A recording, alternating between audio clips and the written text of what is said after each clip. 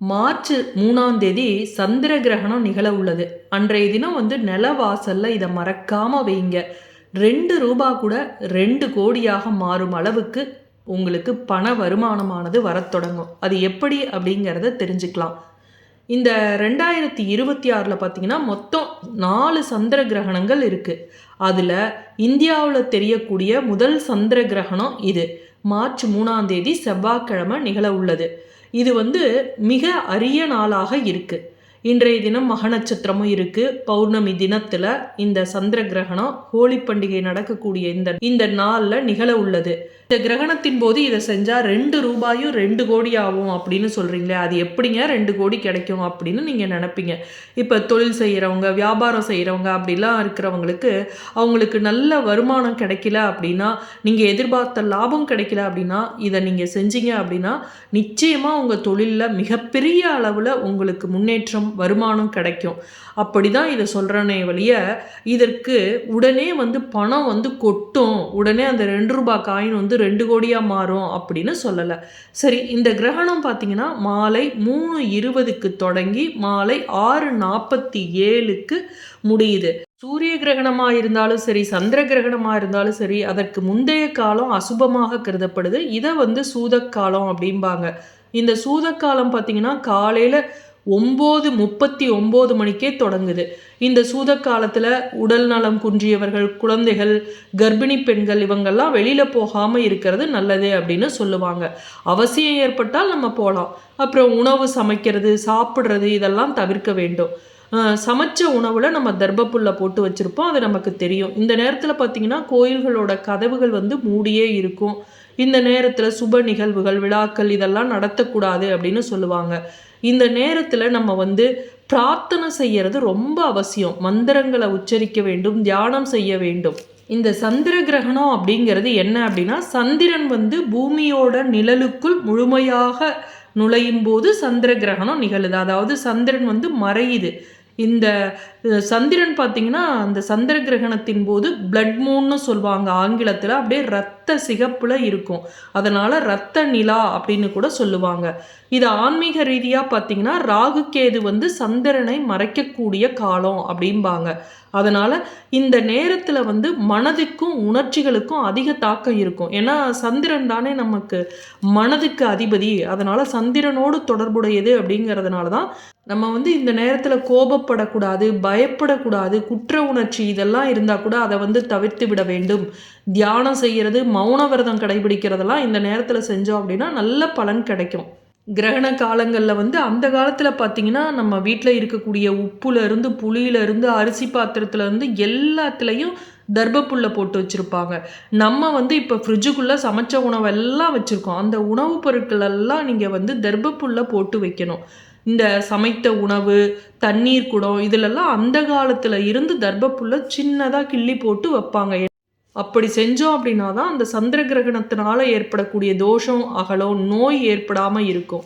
நிறைய வீடுகளில் பார்த்தீங்கன்னா தர்பப்புல்லால் செய்யப்பட்ட பாயை வச்சு இந்த கிரகணத்தின் போது அதன் மீது அமர்ந்து மந்திரங்களை சொல்லக்கூடிய பழக்கம்லாம் இருக்குது.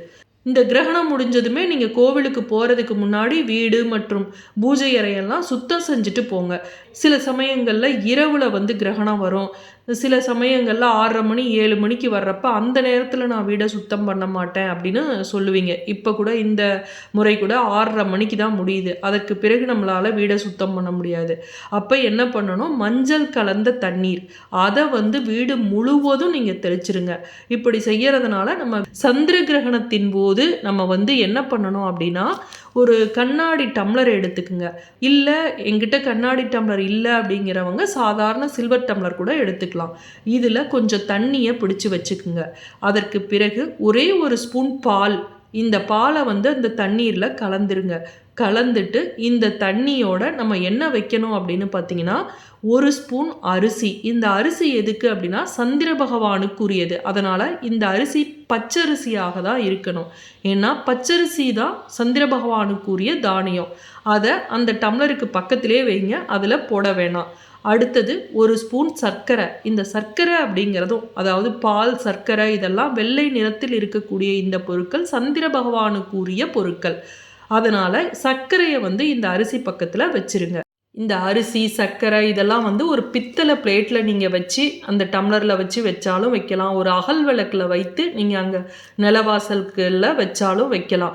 இப்போ என்ன பண்ணணும், ஒரு 2 ரூபாய் காயின் ஒன்று எடுத்துக்குங்க. இந்த 2 ரூபாய் காயின் எதுக்கு அப்படின்னா 2 அப்படிங்கிறது சந்திர பகவானை குறிக்கக்கூடிய ஒரு நம்பர். அதனால் இந்த 2 ரூபாய் காயினை எடுத்துக்கிட்டு நீங்கள் என்ன பண்ணணும், அந்த தண்ணி பால் கலந்த தண்ணி வச்சுருக்கீங்களா அதில் வந்து இந்த காயினை போட்டுடணும். போட்டுட்டு நீங்கள் வந்து ஓம் ஹ்ரீம் வம் சந்திரதேவாய நமக அப்படின்னு சொல்லிட்டு நீங்கள் இதை வந்து நிலவாசலில் சந்திர கிரகண நேரத்தில் நீங்கள் வைக்கணும். இந்த சந்திர கிரகணத்தின் போது நாம் உச்சரிக்கக்கூடிய ஒவ்வொரு மந்திரமும் அது வந்து 1000 மடங்கு பலன் தரும், 100 மடங்கு பலன் தரும் அப்படின்னு சொல்லுவாங்க.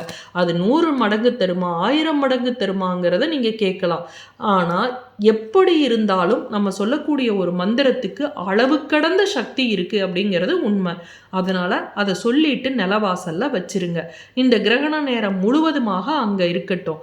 நீங்கள் முடிஞ்சால் மனசுக்குள்ளேயே ஓம் ஹ்ரீம் வம் சந்திரதேவாய நமக, ஓம் ஹ்ரீம் வம் சந்திரதேவாய நமக அப்படின்னு நீங்கள் மனதுக்குள்ளேயே சந்திர பகவானை நினச்சி உச்சரிக்கலாம்.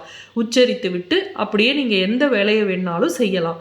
நீங்கள் இந்த கிரகணம் முடிஞ்ச பிறகு நீங்கள் அதில் இருக்கக்கூடிய தண்ணி இருக்கு இல்லையா, அதையும் அதாவது பால் கலந்த தண்ணி அந்த காயின் இருக்கு இல்லையா அதை எடுத்துக்கிட்டு உங்கள் வீட்டோட மொட்டை மாடியில் போய் சந்திர பகவானை பார்த்து அந்த அரிசி சர்க்கரை இதை வச்சுட்டு நீங்கள் அதை சுற்றி இந்த ஓம் ஹ்ரீம் வம் சந்திரதேவாய நமக அப்படிங்கிற அந்த மந்திரத்தை நீங்கள் சொல்லிட்டு அதை சுற்றி அந்த தண்ணியை வந்து விடணும்.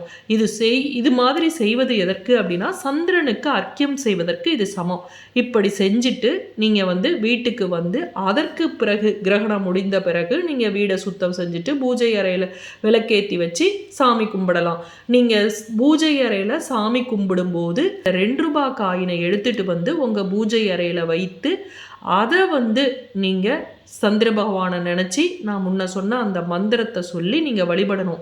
21 முறை கட்டாயமாக சந்திர பகவானை நினச்சி அந்த 2 ரூபாய் காயினை உள்ளங்கையில் வச்சு வழிபட்டுட்டு பிறகு பூஜை அறையில் வச்சுடுங்க. அந்த நாள் முழுவதும் அப்படியே அங்கேயே வந்து இருக்கட்டும் பூஜை அறையிலேயே. ஏன்னா இன்றைய தினம் பௌர்ணமி தினமாக இருக்குது. அடுத்த நாள் வந்து இந்த காயினை நீங்கள் பீரோவில் கேஷ் வைக்கிற பேக்கில் வச்சுக்கலாம், உங்களுடைய பர்ஸில் வச்சுக்கலாம். இது மாதிரி செய்யும்போது சந்திரனோட ஆதிக்கம் வந்து அந்த 2 ரூபாய் காயினில் நமக்கு கிடச்சி இந்த கிரகணத்தின் போது நம்ம சொன்ன மந்திரங்களுக்கு பலன் வந்து அதிகம். அப்படிங்கிறதுனால நம்மளோட வேலை வியாபாரத்தில் நல்ல முன்னேற்றம் ஏற்படும், நல்ல லாபம் வந்து ஏதாவது ஒரு வழியில் தொழிலில் நமக்கு கிடைக்கும். மீண்டும் அடுத்த காணொளியில் சந்திக்கும் வரை நன்றி, வணக்கம்.